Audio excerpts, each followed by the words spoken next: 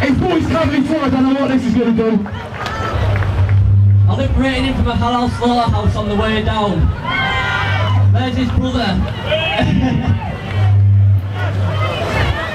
So greetings infidels. Look at all those proud patriotic faces of the English Defence League. But to those viewers at Newcastle, you will remember me. My name's Tommy English, now I'm on the LGBT division, which is the lesbian, gay, bisexual, transgender division of the EDL. So I've been asked once again to speak today about the roots of Islamic homophobia. The roots of Islamic homophobia, of course, come from the Quran. In the Quran it states quite clearly that homosexuals should be punished.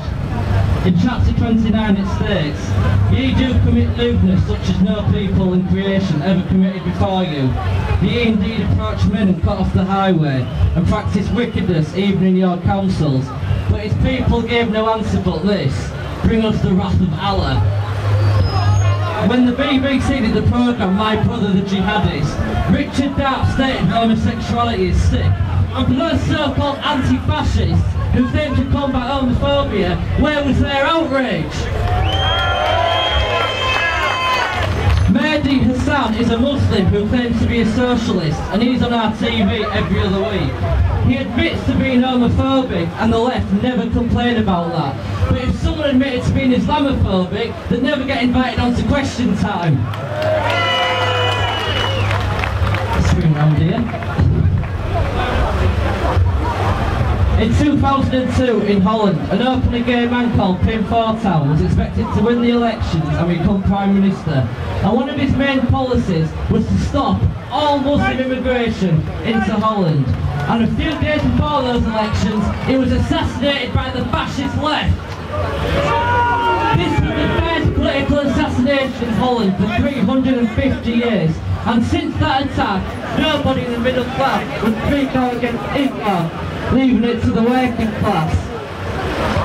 The fascists left to pretend to support gay rights, but for years, gay rights campaigns have been telling the UAF to stop giving platforms to homophobic Muslims like Azad Ali.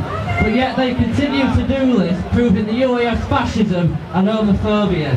In 2009, a survey amongst British Muslims living in Britain showed they had a 0% tolerance of homosexuality. Where was the far left outrage? In 2010, a mosque in Luton put a document on their website saying that gays should be killed. Where was the far left outrage? In 2012, 3 Muslims in Derby were arrested for handing out leaflets saying gays should be killed.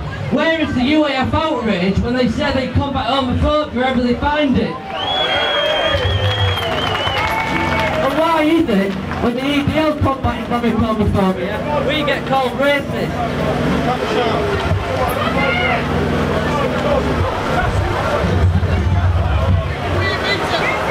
The EDL has done more to combat Islamic homophobia than the fascist UAF. When the Sharia Patrol attacked that gay man in London, the EDL combated this, but the UAF said this is racist. Why did the UAF not say this homophobia will not be tolerated? I'll tell you why, because they were Muslim! In East London, when Anjem Chowdhury's rabble started putting up leaflets saying gay free zone, where was the UAF outrage? And even now, in July 2013, we have been told there are more anti-gay leaflets being plastered around East London and Tower Hamlets. But obviously, Muslims aren't the only ones who are homophobic. Statistics show that 40% of this country are homophobes.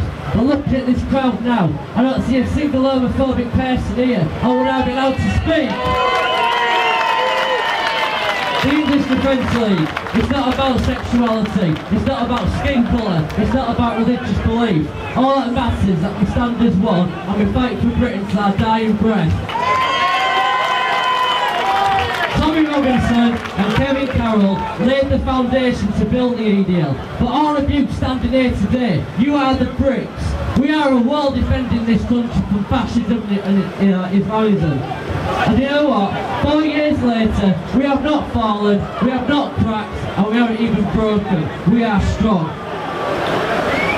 The media have lied and slandered the EDL since day one. They call us racist. They call us fascists, they call us Nazi, they call us Islam, they call us homophobic, they call us violent. And why? Because we are not afraid to speak out. They say there is no LGBT division of the ADL, and the reason why they say this is because they want to try and silence us.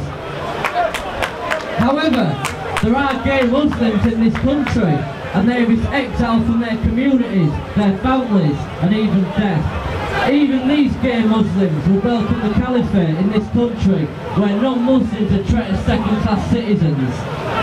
Sharia law is no different than the Third Reich. One dictatorship, opposition crushed, women's rights taken away, and told their one job is to support their families. It is ruled by fear and intimidation, and those who are not pure in their mind are to be killed, namely homosexuals, Christians, Jews, atheists and Buddhists.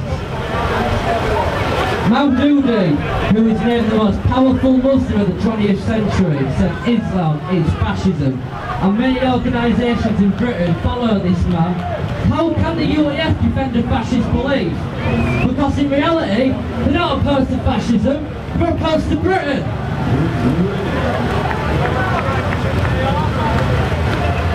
In 1933, weeks after Hitler took power, Hajj Amin al-Husseini said that Palestinian Muslims welcome the new regime in Germany, and they look forward to the spread of Nazism in Muslim countries.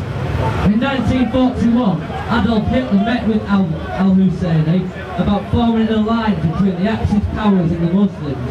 Al-Husseini said, "We Arabs are Germany's natural friends because we have the same enemies, the English, the Jews, the homosexuals and the communists." He also visited many of the death camps and encouraged the idea of the mass execution of Jews, homosexuals and other people who did not fit in with the Aryan ideology. After Germany occupied Yugoslavia in spring 1941, pro-Nazi Bosnian Muslims joined the Waffen-SS and formed the 13th SS Hansard Division. This division committed terrible atrocities to Serbian homosexuals and Jews that even the Waffen-SS found sick by their standards. They would kill parents in front of their children, rape the bodies and then execute the children. Even without Hajj Amin al-Husseini, Hitler admitted that his genocidal invasion of Poland was inspired by the 1915 Muslim genocide of over 1 million Christians. To this day, Turkish Muslims deny that this genocide took place. That's as if Germany was still being run by the Nazis who deny that the Holocaust ever took place. Do these sound like the acts of a religion of peace? The UAF lie and say these atrocities did not happen at the hands of Muslims in World War I and World War II. But you can look it up for yourselves. So I'm going to ask you all a question.